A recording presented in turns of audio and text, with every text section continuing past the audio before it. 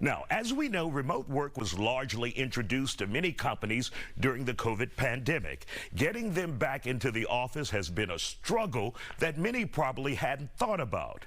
RésuméBuilder.com did a study on the number of people willing to return to the office. Let's dive into those details with Dr. Dietrich von Biedenfeld at the University of Houston downtown.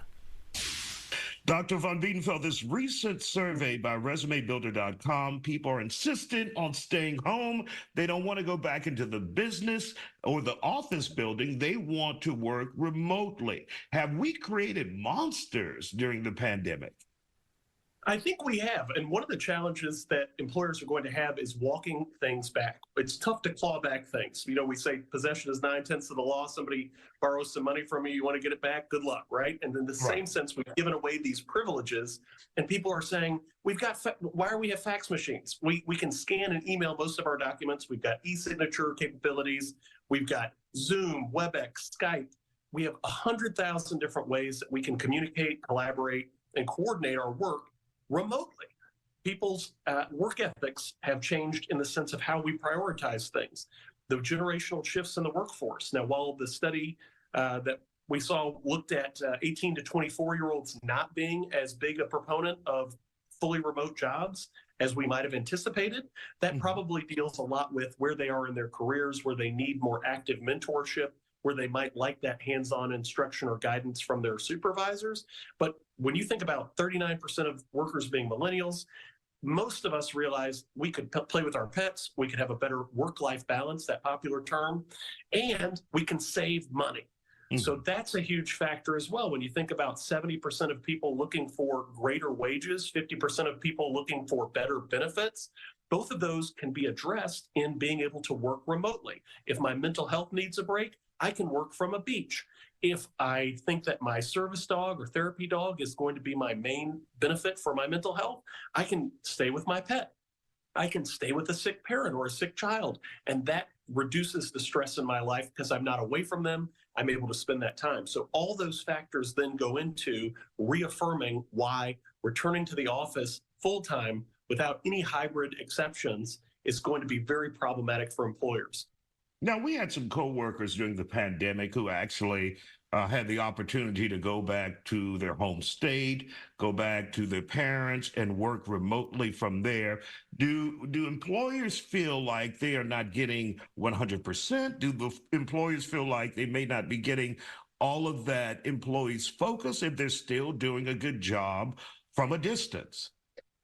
Well, as we know, there's the employer side, the employee side, and the truth. And the fact of the matter is, much of the complaints about productivity from employers come from their own failure to deliver strategic plans or clear outcomes and deliverables for their employees. So that's a management failure. Concurrently, employees may not be working as productively or quickly as they believe they are. We may feel like we're more productive because we have more time. Again, when you think about 16 to 40-minute commutes, or if you're really, these are averages, because if you really are coming in from Katy or Pearland, it might take you over an hour each way. And we say, wow, I'm saving that time, boss. But the reality from the employee side is we're probably spending a little bit more time making coffee. Maybe we're taking a little bit longer lunch. And so in that sense, the employees also may not be as... But should that matter if the job is being done and being done good? Absolutely not. The time on task is really what should matter. The problem is there are challenges of missing those water cooler moments where you're able to have impromptu conversations with colleagues to anticipate problems. And again, sometimes we are spending a little bit more time on well, I'll finish this movie during my lunch. Well, that's a 2-hour lunch now. And so the responsiveness to those emails coming in while you're making your souffles for breakfast, maybe having some mimosas before you actually start your day, those things can be problematic. But the cost savings, the pollution savings, I mean, when we think about the environmental impact of staying home, it's very positive. When we think about the dollars in the pockets, $2.50 to $5 per gallon gas across the country, and you say, wow, I'm actually saving money. This is a benefit. This is a compensatory value if I'm allowed to stay home and work remotely.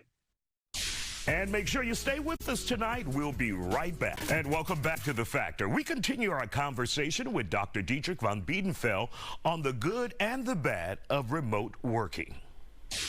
And when we talk about that RésuméBuilder.com survey, once again, they're saying nearly 20%, 18% of the people who have been told you can no longer work remotely are willing to quit that job, look for a new job. Absolutely. And again, they've done the math. These employees are saying, wait a second, I can save money on fuel. I can save money on lunches because instead of eating out while I'm downtown or in the Galleria, I can fix a sandwich at home that's healthy and delicious. So they're looking at this monetary thing as well as, again, those benefits, especially work-life balance, this idea of mental health benefits of spending time with our pets, spending time with our loved ones, and being able to recharge. A lot of millennials, especially, and Gen Zers see work as only that. It's not a place to make friends. It's not a place to build community. You're not going to get a gold watch. You're going to switch jobs multiple times your career. There are very few 30-year people anymore. So in that sense, it just doesn't make sense to have a completely on-site job for most professions. Of course, you've got to have somebody taking the money at the drive-through. You've got to have somebody in certain aspects of the customer service realm for certain professions.